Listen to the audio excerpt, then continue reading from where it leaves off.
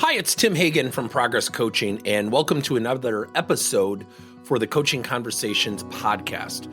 Now, we are on Stitcher, we are on iTunes, and multiple different channels. Please check us out. Now, one of the things that you'll get out of our podcast episodes is a lot of content, a lot of strategy. It's not fluff, it's not concept, yet we really want you to engage with the content and let us know your feedback. If you have any questions, feel free to reach out to us. If there's topics you'd love to have us address, we would love to share them with you. Let us know your impact and let us know your feedback.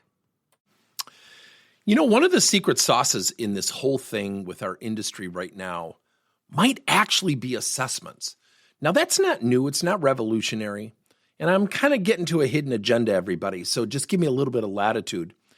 Assessments really give us an insight to who people are. It doesn't really drive coaching per se. It doesn't really change anything. But when you think about the fundamental perspective of the objective of an assessment is to gain understanding. So for example, I happen to be a high I in DISC. One of my favorite CEOs is a high D in DISC. And I have to be very conscientious of my behaviors of not over communicating, not overstimulating him by sharing all these great ideas I have. And what we've come to is a really good cadence of texting, conversations on the weekend, in the evening. And he knows I'm making that effort. That has helped. But I'm not coaching per se. He's not coaching me per se. And so when you think about one of the other areas of emotional intelligence, I happen to be very low in empathy, but I happen to be certified in both DISC and MHS's EQ 2.0. Now that gives me an understanding of myself, or if I do an assessment on someone else, it gives me an understanding of who they are. Now, that doesn't change anything. Let me give you an example. One of my favorite people that I've worked with in 33 years, he had the highest score in problem solving, and his two low scores happened to be my two low scores, impulse control and empathy. And I made a comment to him. I said, do you know what it's like to be a bull in a china shop? He said, no. I said, well, just let the image kind of, sit in your mind. He goes, oh, you mean like stepping on people's toes? I go, oh, I think you've broken someone's legs before. You just don't know it. And he laughed. Now, the assessment taught me who he was and why he is the way he is. Number one score I've ever had in problem solving. Genius man, brilliant man. So in his heart, I'm going to help people. So I remember asking him one day, when you walk into the office and I was following you, what would I see? So what are you talking about? I said, do you walk straight to your office? And I kind of surmised what he was going to say. He goes, no, I stop by and say hi to people all the time. Why? I said, do you ever stop and help them? Oh, yeah, all the time. And one of the comments that was made by some of his leaders was, I don't think he trusts us. He's always telling our people what to do. That wasn't it. He was misunderstood. In 3 years, by understanding this man had no turnover in an organization that was hit with supply chain, delivery issues.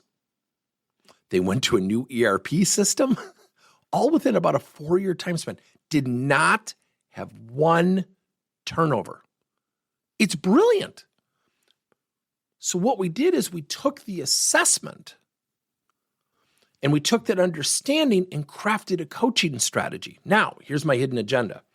That's why we created Assess to Coach.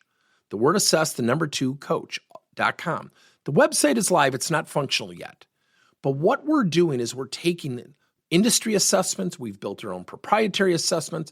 And what we're doing is we're actually doing assessments and then crafting coaching strategies based on not only the understanding, but what are the objectives? What are the goals with this person? So we take that understanding, we use the DISC or the EQ or the motivator or the strength finder or the MBTI results, and then we craft solutions knowing that information to help us achieve not only our targeted objective, but also to overcome any perceived or experienced barriers and resistors. Does this make sense, everybody? Let me know your thoughts. Thank you for listening to another episode of Coaching Conversations by Tim Hagan and Progress Coaching. Now, our company is always coming out with new and innovative solutions to help leaders coach their employees.